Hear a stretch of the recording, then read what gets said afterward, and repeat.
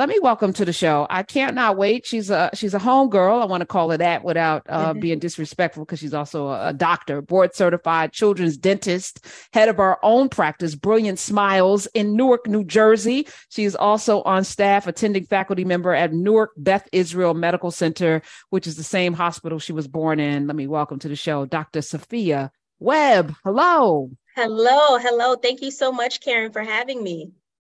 Listen, I'm starting a directory. We're working on building out a directory in Nubia, because every time I turn around, it's like, where do we find doctors that are, and they don't have to be Black, but they have to care about us. Black folk have to fight so hard for our healthcare, and especially children, and now we have to ask these questions. I had a white pediatrician, man, he was so nice, but this current climate, I don't know if you could trust people like we could 50 years ago, with our health in the hands of people who may not see us as human. So when I saw that you're a children's dentist, I was like, first of all, why did you pick little mouths? Sometimes other people can see success for you that you can't see. When I was in dental school, I wanted to do root canals, but all of my teachers were like, you should do kids. And I mean, I'm a bit quirky, so it wasn't that much of a surprise, but honestly, I am so glad that I chose pediatrics, because if it was any other specialty, I probably wouldn't still be doing this almost 13 years later. So what is it about the mouth? You got your master's in public health at UMDNJ, when it was UMDNJ, to go into pediatric dentistry.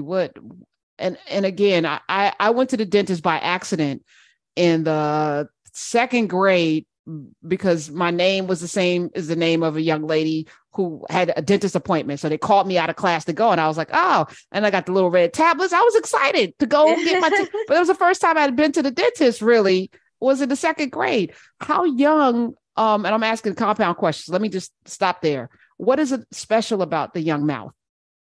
Well, as a general dentist, and again, I was born at Beth Israel, I'm on staff there, but I was also a resident there as a general dentist. And my first job was working in the Newark public school system. So as a kid, I went to Dayton Street School, and that was my first job, being a dentist inside of Dayton Street School. And although it wasn't, I didn't necessarily plan to treat children, that was my job. I saw students all day and I loved it. It was so much joy. I found that these children, you would teach them something and they were sponges. They would actually come back and be like, I was flossing, I was brushing. It's hard to teach an old dog new tricks sometimes. Yeah. So with these little ones, I found that they had just such enthusiasm to learn something new. They're absolutely adorable, and they were very entertaining, very fun. So I got to really put my personality on display and have fun. And I was hooked. I had to go back to school for 2 extra years just so that I can do this specifically and do it at the highest level possible. How young should a parent or guardian or loved one take their child to the dentist? What's the youngest age that a child should visit? So the American Academy of Pediatrics, as well as the American Academy of Pediatric Dentistry, recommends that a child sees their first dentist by the eruption of the first tooth, but no later than their first birthday. One? Absolutely. So my parents were derelict. Okay, well, hold on. A little bit late, Well, my mom didn't have any teeth, but anyway, I don't want to get into that. But so I guess they were like, whatever, brush your teeth. And I sucked my thumb until I was 11. So that was, it was a lot going on. You were a dentist dream. You had a lot going on. I did, but not buck teeth though. I figured out how to suck my thumb in a way that didn't bow my mouth out. Gotcha. I was clever with it. That said, okay, so what are you doing for a 1-year-old at the dentist? So when you come in, first you have to think about it from a primitive perspective, right? You have a 1-year-old child. You're already making the assumption that they're going to scream and holler. And they should. That is expected. That is considered normal behavior. But I want the parents to come in when the child is young. Aside from the national recommendation, but so that I can meet them and so that I can prevent the family from making the wrong decision. That's going to put their child at risk for having cavities, as well as a lot of oral diseases you can detect from the mouth. So it's more from an anticipatory guidance perspective. And for me to say, hey, if you want to have your child's oral health at top notch, you want to get an early start, come on in and I'm going to tell you some tips, some tricks for you to get that done.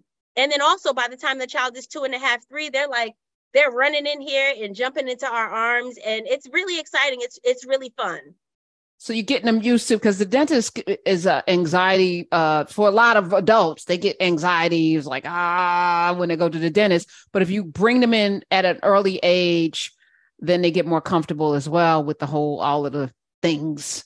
100%. It's not so traumatic. Okay. I mean, sometimes I'm taking children as young as 2 years old that they may have 20 teeth, and out of 20 teeth, they have 15 cavities. What? It happens through. Dr. Webb, how do you get that many cavities and 20 teeth? I mean, well, the first thing, right? Your diet, how often you're having milk, and by what mode are you getting the milk? And if you're getting milk still to go to bed at 1.5, 2 years old, initially it's not so bad, right? Like, I have a young daughter. I breastfed her first year. And then when I noticed after she turned 1, she was eating all day, all the snacks. Grandma gives this lollipop. Grandpa wants to give this. Auntie wants to give something else. So all day, this child is getting sugar. They're getting carbs. They're getting juice. And so at night, right, you want to, get them to sleep, and you tend to give them something to eat. And then the teeth never get a break. So at around 18 months to 24 months, the teeth are like, I've been through a lot. I am tired, and they start to break down. And so we want to break those habits from the child having food or milk right before bedtime to give the mouth an opportunity to recover overnight.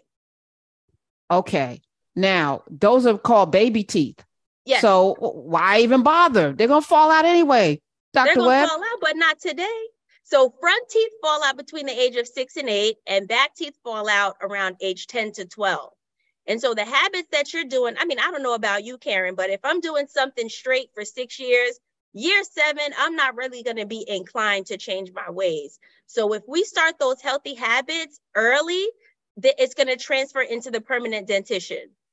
Okay. All right. So when you meet a child at 2 that has cavities, are you filling those cavities, or are you having a conversation, because they're little tiny teeth?